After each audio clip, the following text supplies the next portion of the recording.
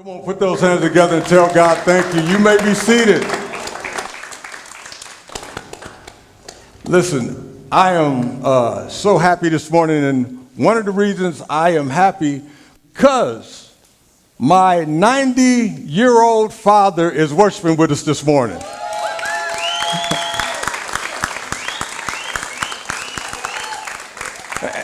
And I'm doubly happy because my 81-year-old mom is worshiping with us too.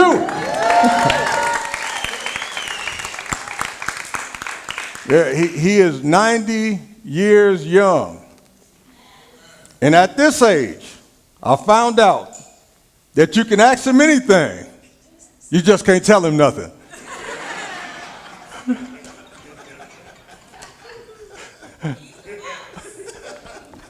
Happy birthday, Pop. Happy birthday, Mom.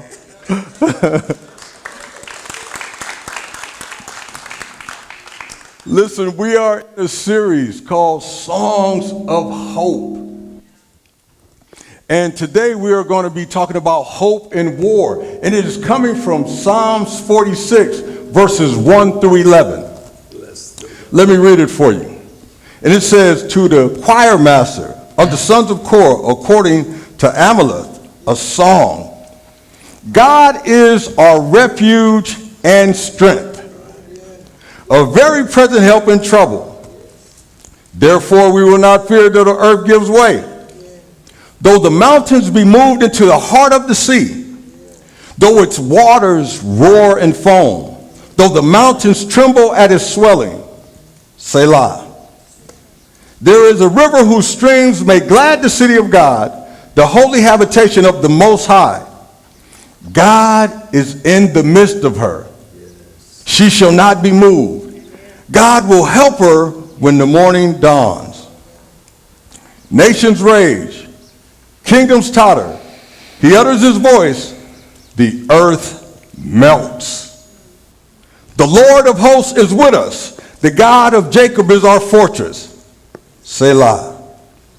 Come, behold the works of the Lord, how he has brought desolations on the earth. He makes wars cease to the ends of the earth. He breaks the bow and shatters the spear. He burns the chariots with fire. Be still and know that I am God. I will be exalted among the nations. I will be exalted in the earth. The Lord of hosts is with us. The God of Jacob is our fortress. Selah. Pues sean todos bienvenidos a la iglesia Tapestry y vamos a continuar con la serie de los Salmos y en esta ocasión pues nos toca el Salmos 46, así que lo vamos a leer. Dicen, Dios es nuestro amparo y nuestra fortaleza, nuestra ayuda segura en momentos de angustia. Por eso no temeremos. Aunque se desmonore la tierra y las montañas se hundan en el fondo del mar, aunque rujan y se entremezclen sus aguas y ante su furia retiemble los montes. Hay un río cuyas corrientes alegran la ciudad de Dios, la santa habitación del Altísimo. Dios está en ella. La ciudad no caerá. Al rayar el alba, Dios le brindará su ayuda. Se agitan las naciones, se tambalean los reinos. Dios deja oír su voz y la tierra se derrumba. El Señor Todopoderoso está con nosotros. Nuestro refugio es el Dios de Jacob. Vengan y vean los portentos del Señor. Él ha traído desolación sobre la tierra, ha puesto fin a las guerras en todos los confines de la tierra, ha quebrado los arcos, ha destrozado las lanzas, ha arrojado los carros al fuego. Quédense quietos, reconozcan que soy Dios. Yo seré exaltado entre las naciones, yo seré enaltecido en la tierra. El Señor Todopoderoso está con nosotros, nuestro refugio es el Dios de Jacob. I had the privilege of being in the Army. Well, I don't know if it was a privilege, but I was in the Army. And I saw and did a lot of interesting things. Things that were fun and things that weren't so fun. But the Army, it's a job unlike any other job. You see, in the Army, you train, and you train, and you train. You're constantly training. And you're training for one purpose and one purpose only. You're training with one goal in mind. You are training for war. That's all the Army is. Everything you do, you're training for war. Sometimes you're training from the time you wake up in the morning till the time you go to bed. And whatever job you pick, whatever job they give you when you go in the Army, it's all about training for a wartime situation. I remember one time when we were in Germany on a field exercise. We were training, and early in the morning, we have what they call stand to. And stand to is when the dawn breaks and you wait for the enemy to attack. We were literally in people's backyards. We were literally on the property owned by German residents. Some were friendly and they brought us coffee out, and others just looked at us out of their windows. But I remember how uncomfortable that made me feel. I remember the uncomfortable feeling that I had. I remember feeling bad because I felt like that we had invaded these people's spaces. I don't know if the people were used to it or not, but I do remember thinking how awful it must have felt to some of them to wake up in the morning and to look out in your backyard and see men with rifles.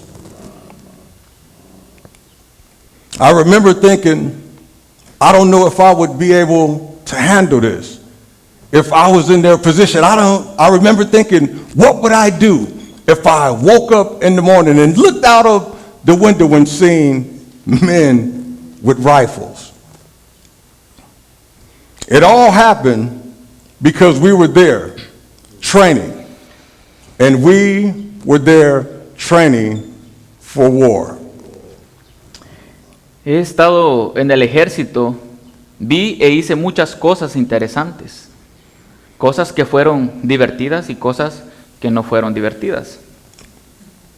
El ejército es un trabajo diferente a cualquier otro trabajo. Ves que en el ejército entrenas y entrenas constantemente. Y estás entrenando para un propósito. Tu entrenamiento con un objetivo en mente. Te estás entrenando para la guerra. A veces estás enfrentando desde que te levantas, estás entrenando desde que te levantas por la mañana hasta que te acuestas. Y cualquier trabajo que elijas o cualquier trabajo que te den, se trata de entrenar para una situación de guerra. Recuerdo cuando estábamos en Alemania, en un ejército de campo. Estaba entrenando y temprano en la mañana teníamos lo que ellos llaman stand to, que significa es cuando amanece y esperas a que el enemigo ataque. Estamos literalmente en los patios traseros de la gente y en propiedades de residencias alemanas. Algunos fueron amables y nos compartieron café, y otros simplemente nos miraron por una ventana. Recuerdo la sensación incómoda que tuve. Recuerdo sentirme mal por invadir el espacio de las personas. No sé si la gente estaba acostumbrada o no, pero recuerdo haber pensado lo mal que debió sentir para algunos de ellos. Y recuerdo haber pensado que no sé si sería capaz de manejar esto si yo estuviera en su posición.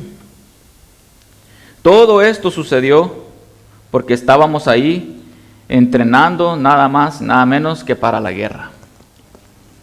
So, Psalms 46 starts with a wonderful description of God and a promise that is based on his character. It says that God is our refuge and our strength, ever-present help in trouble. God is our refuge and strength and ever-present help in trouble. God is our refuge and strength, the ever-present help in trouble. Refuge is, it literally means a place of trust. And it creates an image of God providing for you a fortified fortress, if you will. In other words, God is your protection. God is your protection, and his help is always accessible and available to you. Now, because God's help is always accessible and available to you, I should let you know that God doesn't always deliver how you want him to. Just because his help is available, just because his help is accessible, God just may come in and do some things that you didn't want him to get you out of what you're in. Let me say it like this. A lot of times we're looking for God to take us over something when God is looking to take us through something. A lot of times we're looking, I'm going to say that again because I think I missed somebody. A lot of times we're looking for God to take us over something when God is looking to take us through something. It's like Big Mama used to say, and everybody black in here know Big Mama. And just in case you might be another race and you don't know Big Mama is your mama's mama. Just like Big Mama used to say, God may not come when you want him to. But when he does come, he's always on time. That's what Big Mama used to say. He's always accessible and available, but God delivers how he wants to. God is never too busy to help us. It's just the kind of help he offers we don't always want. We're looking for God to take us over when God wants to take us through. En el Salmos 46 comienza una maravillosa descripción de Dios y una promesa basada en el carácter de Dios. Dice que Dios es nuestro amparo y fortaleza, nuestro pronto auxilio en las tribulaciones. Refugio significa literalmente un lugar de confianza y crea una imagen de fortaleza fortificada. En otras palabras, Dios es tu protección y tu ayuda. Siempre está disponible y evaluante.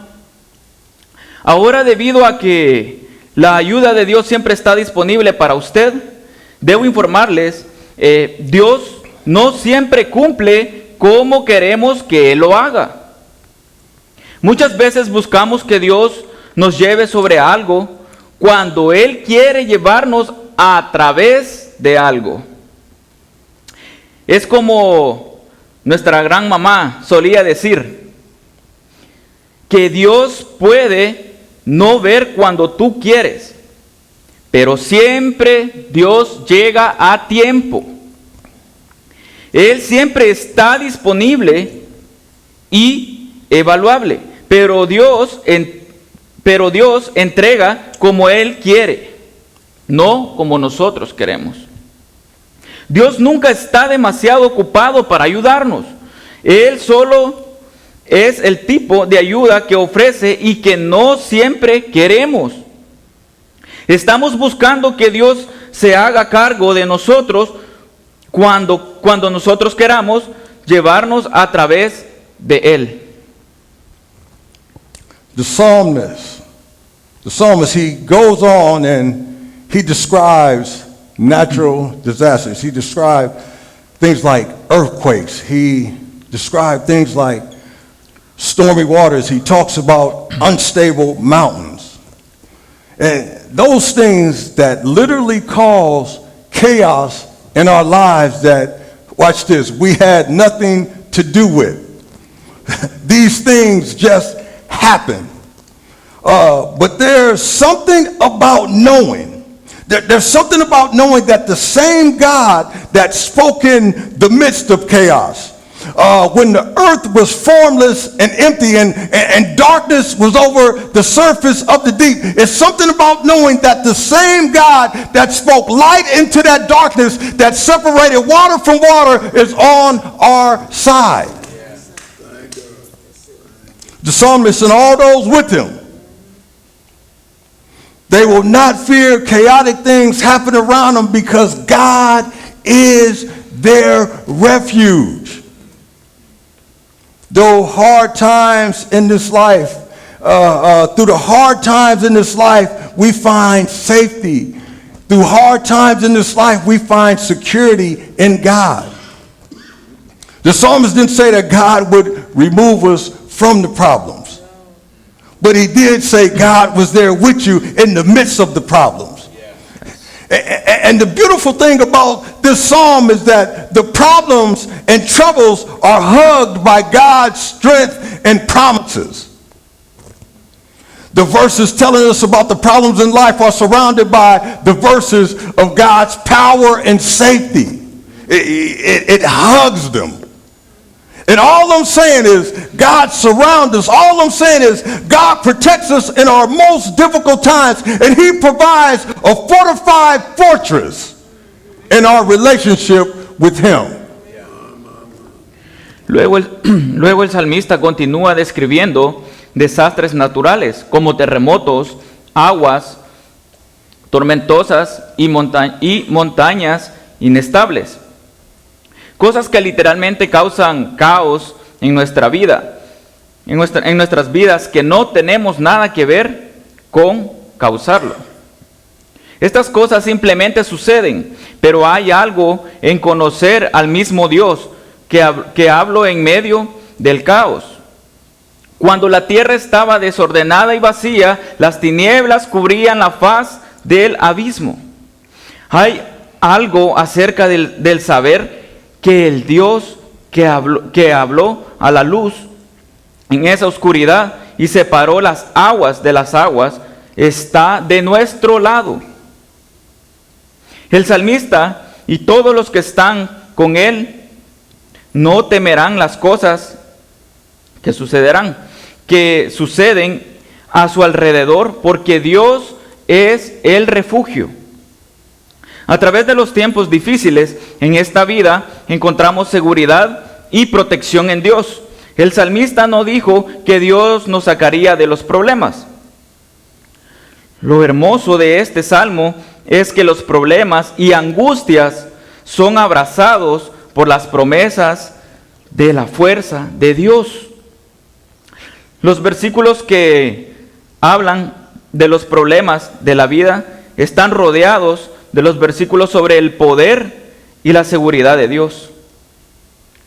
Todo lo que dijo es que Dios nos rodea y nos protege en nuestros momentos más difíciles de la vida.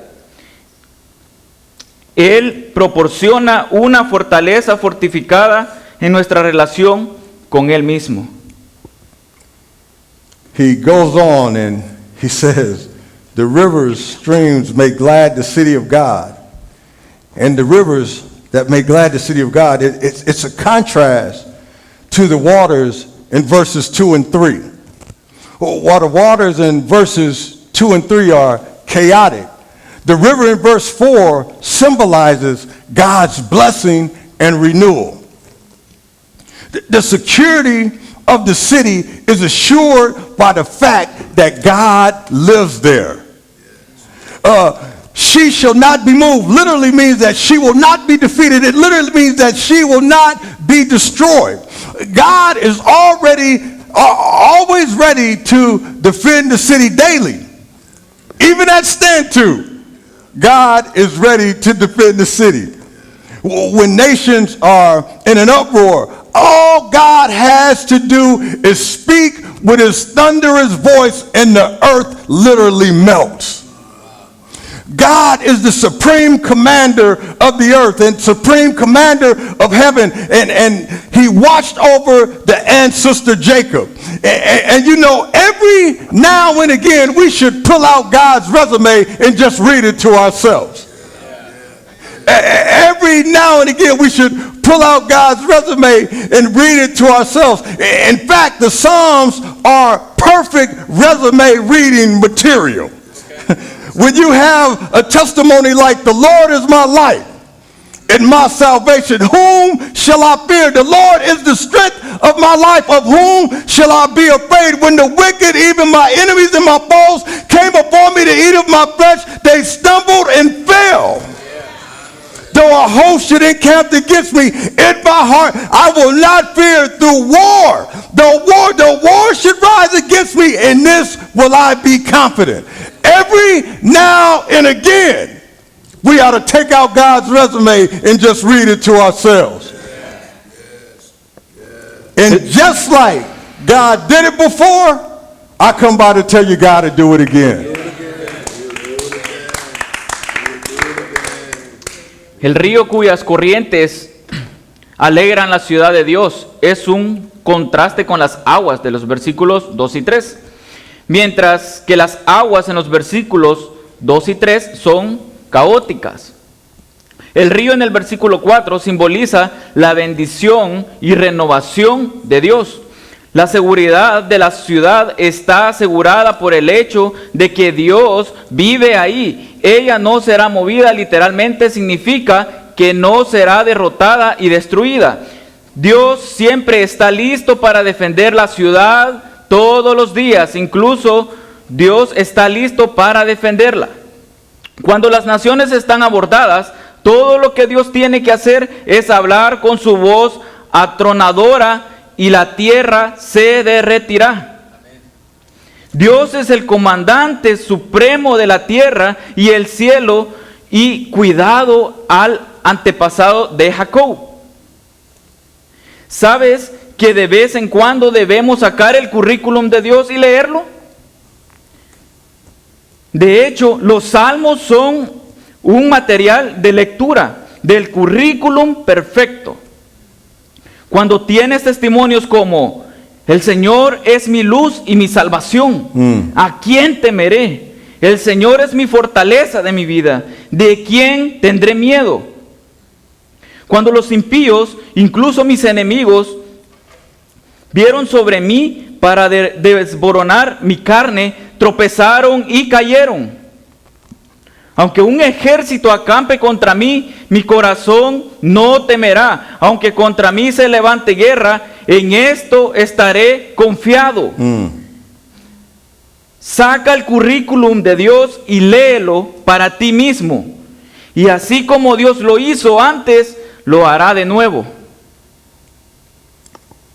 Then he invites us all to see what God has done.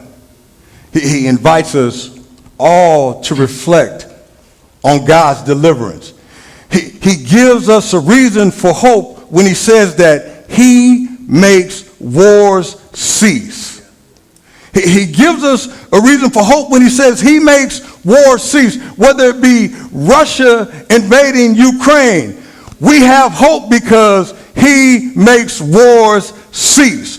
Whether it be skirmishes between China and India, we have hope because he makes wars cease. Whether it be Ethiopian and the Sudanese clashes, we have hope because he makes wars cease. Whether it be Israel and Palestine crisis, we have hope because he makes wars cease.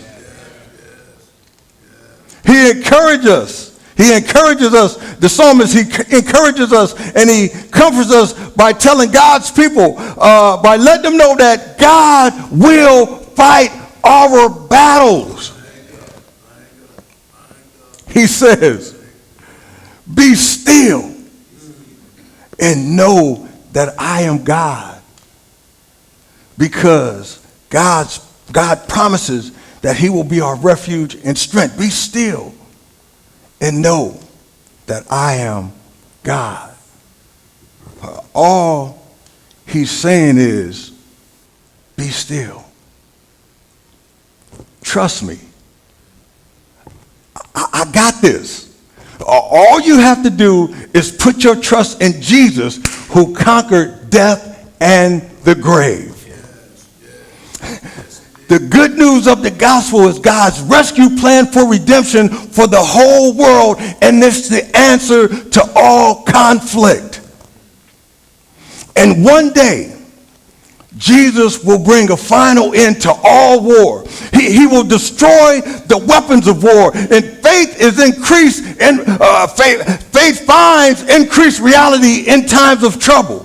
The adversary didn't destroy, the adversity didn't destroy the psalmist's faith, and it should destroy ours. Because Jesus put our faith and our hope and our trust in Jesus, who will end all of wars. Remember that the Lord is with his people. He is our refuge. He is our security. And he is our strength. El salmista invita a todos a ver lo que Dios ha hecho y reflexionar sobre la liberación de Dios. Nos da motivos de esperanza cuando dice, Él hace cesar las guerras, ya sea de Rusia que invada a Ucrania. Tenemos la esperanza porque Él hace cesar las guerras, ya sea escaramuzas entre China e India. Tenemos esperanzas porque Él hace cesar las guerras, ya sea enfrentamientos entre Etiopía y Sudán. Tenemos esperanzas porque Él hace cesar las guerras, ya sea la crisis de Israel y Palestina. Tenemos esperanza porque Él hace cesar las guerras. El salmista nos anima y consuela al pueblo de Dios, haciéndonos saber que Él pelea nuestras batallas. Él dice, quédense quietos y sepan que yo soy Dios. Porque Dios nos promete ser nuestro refugio y fortaleza. Él está diciendo, quédense quietos, confíen en mí. Entiendo esto. Todo lo que tienes que hacer es poner tu confianza en Jesús, quien conquistó la muerte y la tumba. Las buenas nuevas del Evangelio son el plan de rescate de Dios para las redenciones del mundo. Y la respuesta a todos los conflictos. Y un día Jesús traerá el fin definitivo a todas las guerras y destruirá las armas de guerra. La fe encuentra una mayor realidad en tiempos de problemas. La adversidad no destruyó la fe del salmista y no debería destruir tampoco nuestra fe. Recuerda que el Señor está con su pueblo. Él es nuestro refugio, nuestra seguridad y nuestra fortaleza. You know, being in the Army, I did and I saw a lot of interesting things. I did a lot of things that were fun and some things that weren't so fun. You know, the Army is unlike any other job in the world because you're training. You're training constantly. And you are training with one purpose in mind. You're training with one goal in mind. you are training for war.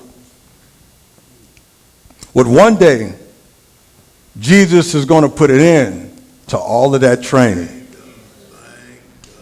One day, Jesus is going to put an end to all of that practice, all of that training for a wartime situation. Jesus will put an end to that. There will be no need for training because there will be no more wars. Because Jesus will break all the tools of war. So we have hope. Even in the struggles of this life, we have hope. Even through war. And our hope is in Jesus Christ. Estando en el ejército, hice y vi muchas cosas interesantes. Cosas que fueron divertidas y otras cosas que no fueron muy divertidas. Es diferente a cualquier otro trabajo en el mundo, porque entrenas y entrenas constantemente y te estás entrenando con un propósito. Tu entrenamiento es con un objetivo en mente. Te estás entrenando para la guerra. Pero un día Jesús va a poner a fin a todo nuestro entrenamiento, toda la práctica. No habrá más guerras porque Jesús romperá las herramientas de estas guerras. Para que tengamos esperanza aún en las luchas de esta vida y aún en medio de las guerras.